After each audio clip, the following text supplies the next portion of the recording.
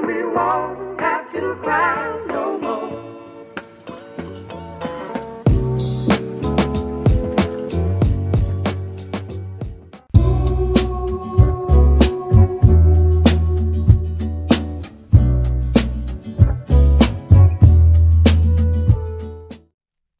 Ladies and gentlemen, this is Through the Lens, a program that looks deeper than the face value of individuals who would have had significant achievement in their lives or just faced difficult situations, be it financial hardship, childhood trauma, health communications, failed relationships, or abuse. I'm your host, Khalia Jhonson, and with me today is Shevreina Crooks. Good morning, Shevreina. Good morning, Khalia. How are you doing today? Not bad, not bad. That's great. So, who is Shevreina Crooks? The persons out there who would have been following the journey of the explorer would have known Shevreina because she is the host for our famous product review segment. But who are you, Shevreina? Well, I've never really answered that question before. So, for those who don't know me, I'm very short. Let me just put that out there. I'm very short. Otherwise from that, I'm just a humble soul. I'm just a humble, goal-driven person. I am a footballer, not professionally. No, I wish I could go there, but not professionally. But if I could, I would like to go there. But I'm just a goal-driven type of person, a person who does not have a lot of experiences, but getting there and maturing and seeing that, life is just what it is and I have to go with it. That is true. So, tell me about your childhood, Shevreina, because this is something that tends to drive us to be the best version of ourselves. Right. So, what was your childhood like? So my childhood, I would say, first of all, I grew up in a rural community. Now, growing up in a rural community, you're not going to expect much because it's just like no water sometimes, the bad roads and all of that. My childhood was right in my community, to be honest. So I went from the basic school to the primary school, which was in the same yard. And then I went over to the high school that was like 5 seconds across from the primary school.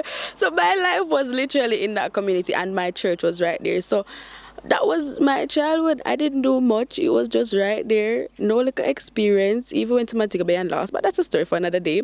And, but it was just a simple little rural girl childhood. Simple. So what was your journey like coming to Mandeville and joining the Northern Caribbean University family?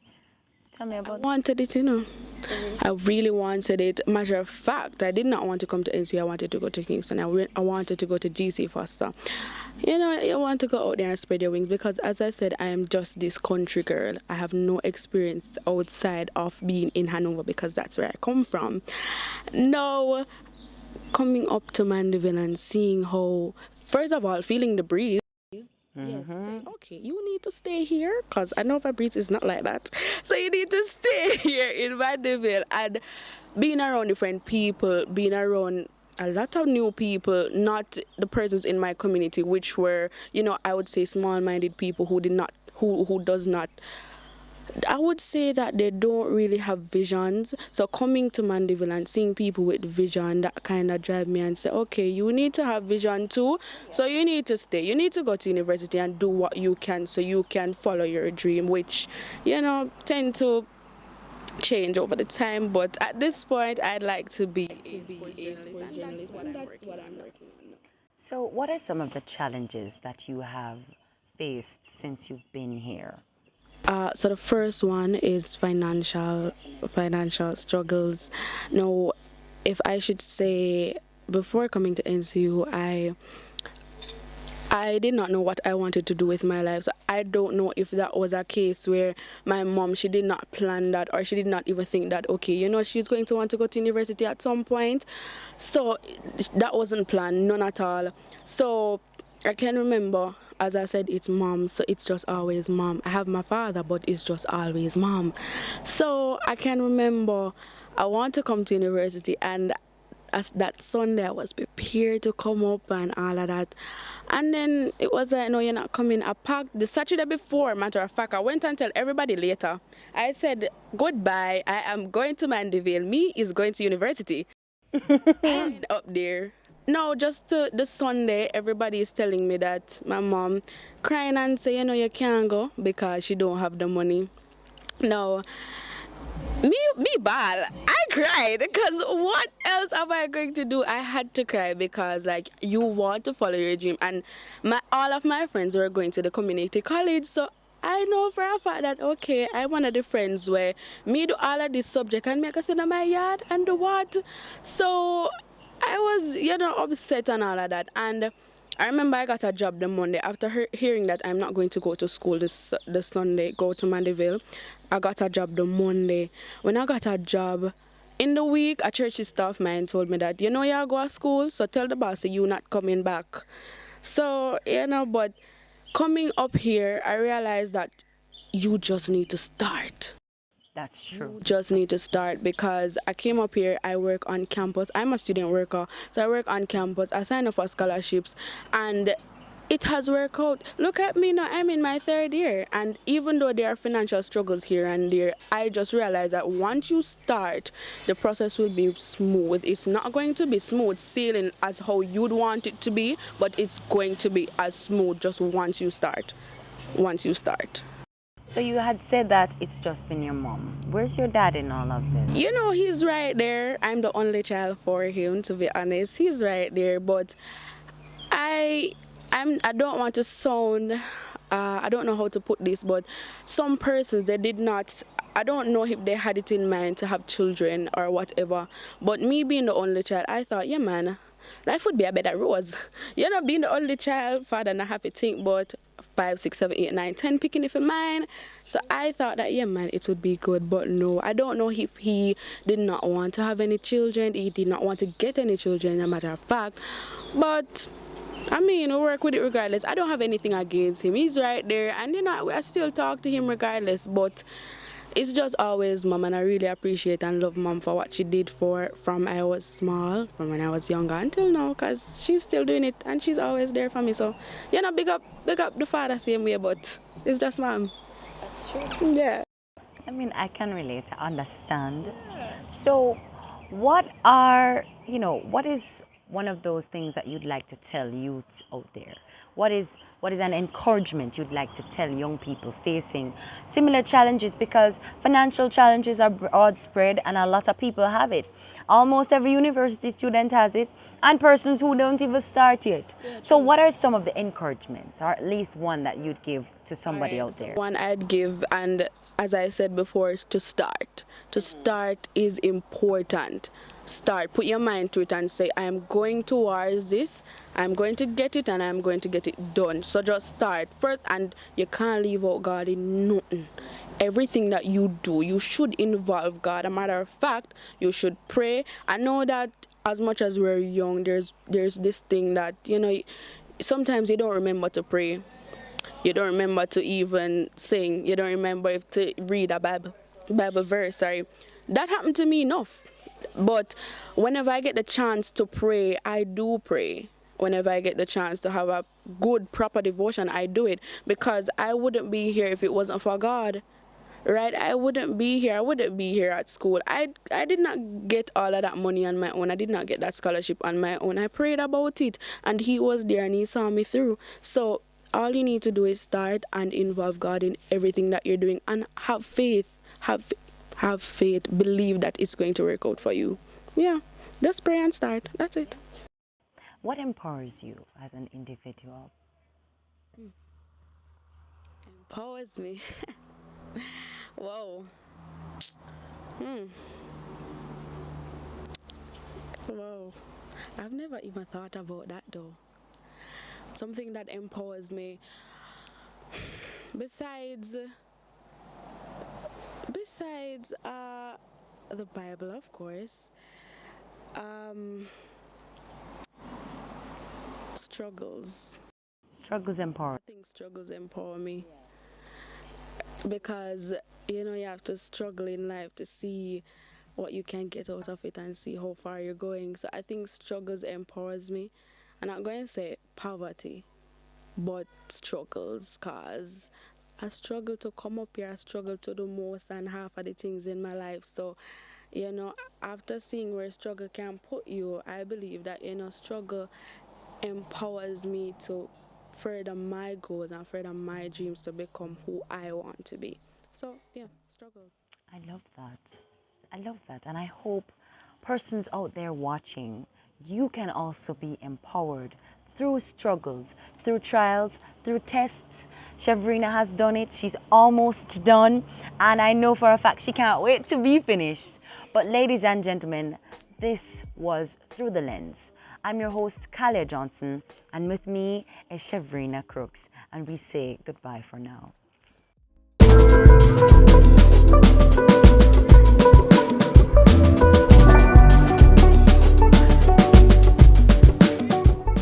Hi guys, I'm your host for Tips in 60. I'm Daneilla McLaughlin, and today we are talking about overcoming obstacles. As university students, right, we face a lot of challenges on a daily basis, whether it be finances, family, school struggles, life. Life is just lifing. But how can we actually overcome the barriers in our daily life? Number one, accept that there is an actual problem. So I know sometimes we go around, we don't want to sit down and settle down and understand what's happening. Accept that there's a problem and we need a solution. Number two, don't think ahead. Start now. Start right now. Don't be worrying about the future. Don't think about tomorrow. Let's do today. Number three, reach out if you feel you cannot do it alone. A lot of us, we are loners. We like to stay by ourselves. Don't necessarily love reaching out for help. Reach out for help. There's always somebody to help you. Number four, work through it. Accepting each phase as you pass through it. So, go through the process. Understand where you're at, deal with it, and just flow. Number five, and finally, acknowledge your success. So when we finally get through, when we're finally done, let us praise ourselves. Let's be proud of what we have accomplished. We've gone through the struggle. We've overcome the barrier. And we have been successful. That's Tips in 60. I'm Daneilla McLaughlin. Bye.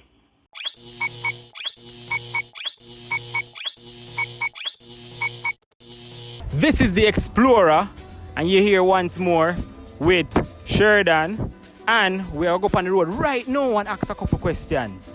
You understand? We're going to ask how you feel about them high food prices here in the supermarket, and also we're going to ask about the music, the banding of the gun music, the scamming music, the Mali music. We're going to find out. So forward now. Forward no man. Become a reality.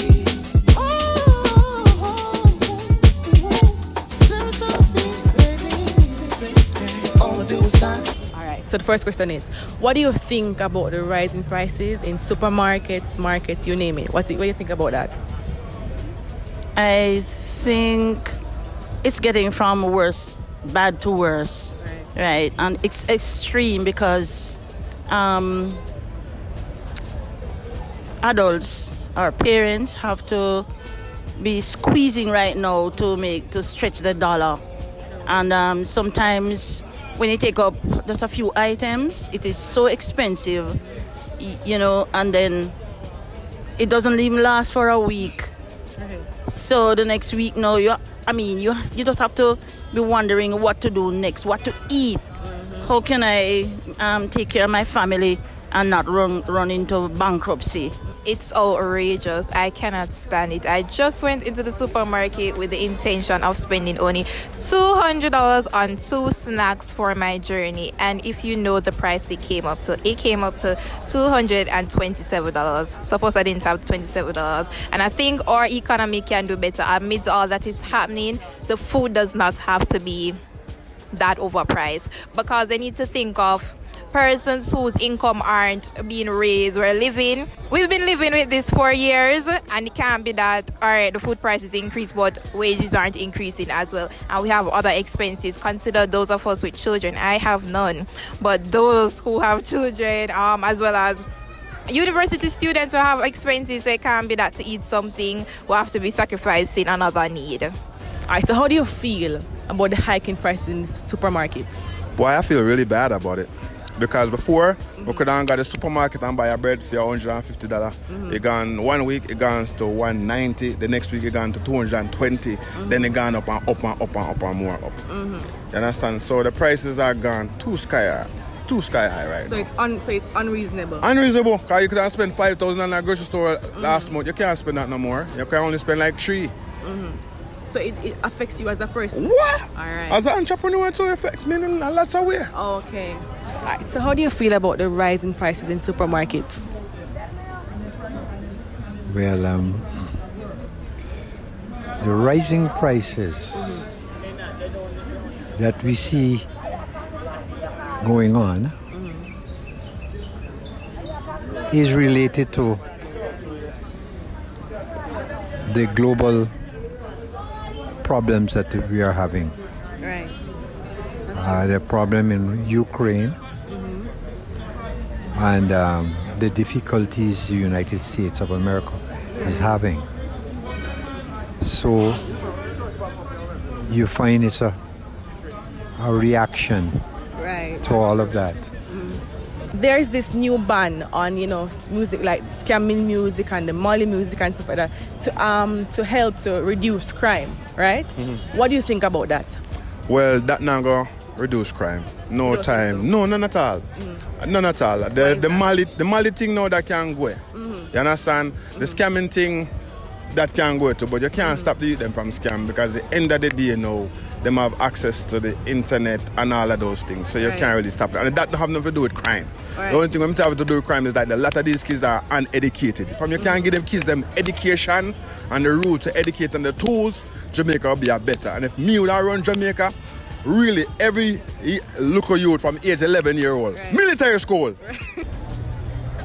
Anything to reduce crime in our little country, Jamaica, I endorse that a lot. But I don't know how they're going to do that, because sometimes who you think is not at the head of all this scamming and all these importation of the drugs and those things, you'll be surprised to know who they are. So what can we do? If the head is bad, then the tail is going to also be bad. Okay, what is your opinion about the government banning dancehall music promoting illegal activities? I'm happy. You can cancel me, but I am happy, because it was really getting out of hand. Because for me, when you hear how the artists portray how to treat women, it was really disgusting. The Suffragan, or what was the challenge? The Ensure challenge was very disgusting, and I think how men have been treating women has really gone downhill, as well as how women view themselves and how they carry themselves. So I think it's a step in the right direction, and if more can be done, it should be done. But do you think dancehall music contributed to this? Do you think it's dancehall music that caused women to portray themselves as that and men to look at women as that? Yes, I do, because you can see, for instance, once upon a time, persons would be interested that when they finish school, they would look to go into university or to find some job, but now everybody is instead excited to be a baby father, a baby mother, or to go into scamming. It's like it's a quick lifestyle mentality. So despite the repercussions, they don't care. So yes, I think the music is contributing to it. Yeah. And boom boom means the Jamaican word like boom boom boom boom boom boom boom boom boom. You see it? Boom.